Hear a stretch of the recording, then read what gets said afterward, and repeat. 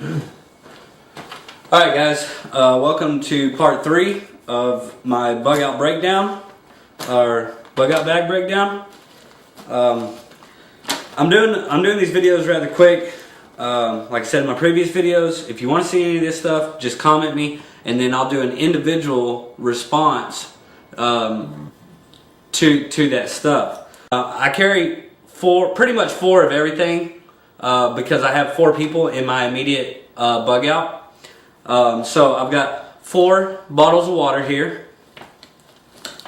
which I've already pulled out.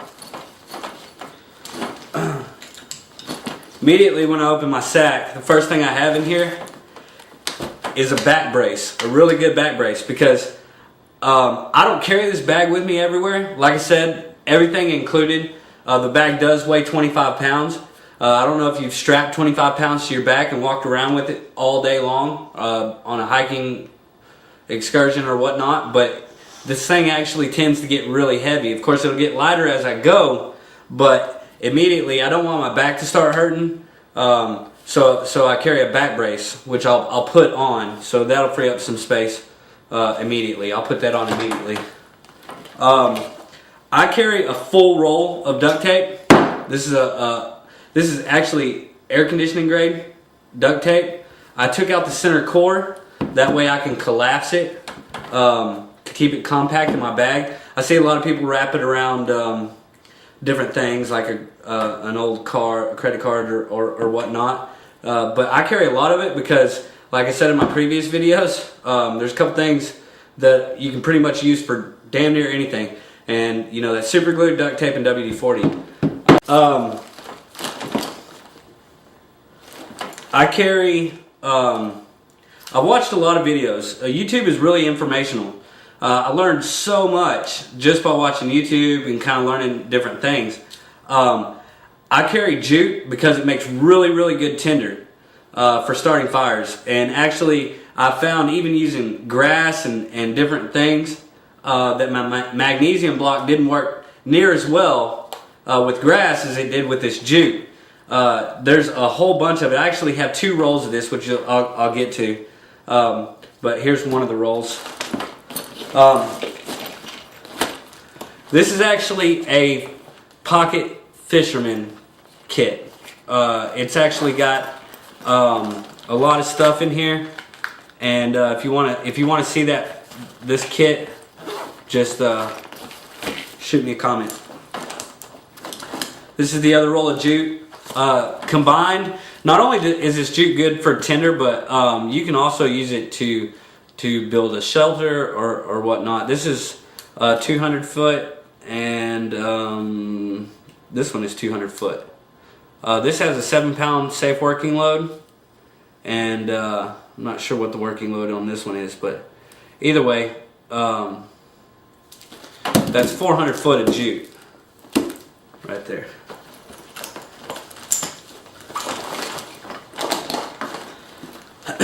You're always going to have to look for alternative fuel source, mainly because, you know, if you're the only one with a fire around, people can smell that for miles. So if you need to cook anything, I've got a 2-pack of Sterno, which is good cooking fuel. These things are reusable. You don't have to use the whole can all at once.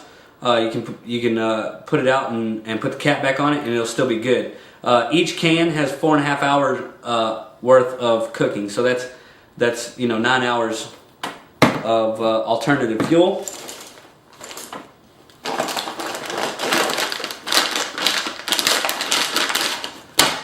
Beef jerky.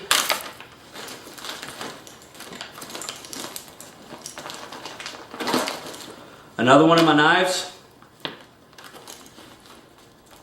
This is a really good knife. It's got a solid fixed blade all the way across, fully serrated on one side and not on the other in a case, which I can attach to my belt or attach to my pack through these grommets. Okay, one thing that's really important, a first aid kit. I actually had a bigger first aid kit in my bag. It took up a lot of space and it was actually kind of heavy. I found this one. It actually has more stuff in this kit, which of course I've added a few things to it, just to kind of cater to my needs. That's one of the most important things about building a bug out bag, is to kind of cater to each individual. What might be good for me might not actually be good for you. That's really important to keep in mind when you're doing this. It's just not go out and buy everything that somebody else has, but to make sure that it's adequate for you and yours. So a really good safety kit. This thing's got a bunch of stuff in it.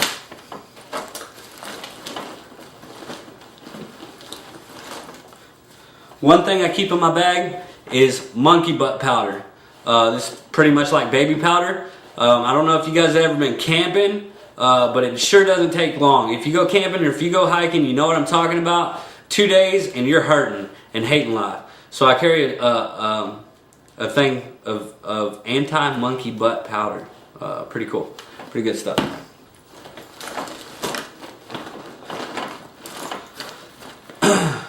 This is the tin that actually goes on the bottom of my canteen. I know what you guys are thinking. Oh, well, it's Swiss. Well, actually, by looking at the Swiss ones, I found that if you take the cup, which you could double this thing up, boil water or do whatever you need to do, but the bottom of these cans are really, really durable. So you can set this directly on the fire, boil your water to clean it, or cook your food, or clean it and cook your food, or whatever you want to do. So that's the cup. Inside the cup, I have an emergency blanket, which has multiple uses. Do your homework. To go along with my Zippos, I have lighter fuel, a whole jug of it.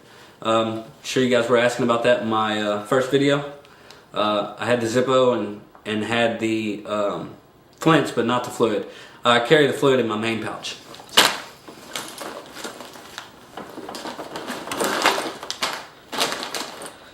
This is a fine weave mosquito net. I don't know if you guys can see that, but you can pitch this in between 2 trees or whatnot and keep the bugs off of you when you're sleeping. Really good to have.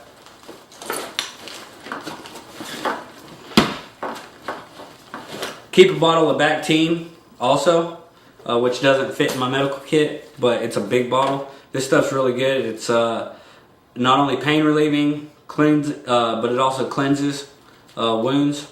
Wound care is going to be really important. Trying to fight off infection and whatnot, it's going to be pretty critical, because you're not going to have hospitals. You're not going to have all the cush things that you're normally used to.